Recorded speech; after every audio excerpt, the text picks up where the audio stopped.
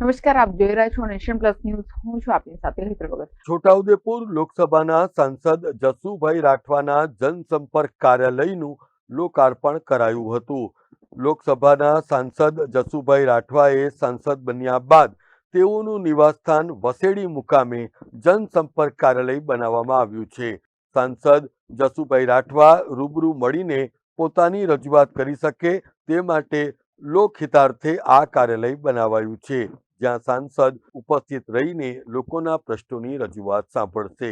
આજે જનસંપર્ક કાર્યાલયનું પૂજન અર્ચન કરીને લોકાર્પણ કરવામાં આવ્યું હતું અને આ પ્રસંગે મોટી સંખ્યામાં આગેવાનો અને નગરજનો ઉપસ્થિત રહ્યા હતા.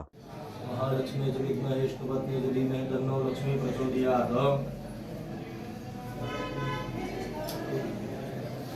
આરમ દુરાસ્તમ તિષ્ઠામ દર્શિને ઈશ્વરીમ સર્વભૂતાનાં તામિમોપહ વય શ્રિયમ.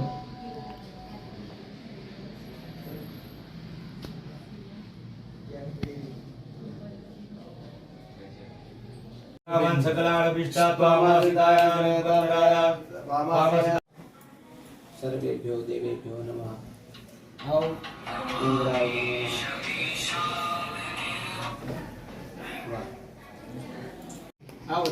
Rehan Patel, nation plus news, Chhotaudepur. સમાચારોનો સતત અપડેટ મેળવવા માટે અમારી નેશન પ્લસ ન્યૂઝની યુટ્યુબ ચેનલને સબસ્ક્રાઇબ કરો, બેલ આઇકન દબાવો અને જોડાયેલા રહો ફેસબુક, ઇન્સ્ટાગ્રામ અને ટ્વિટર પર.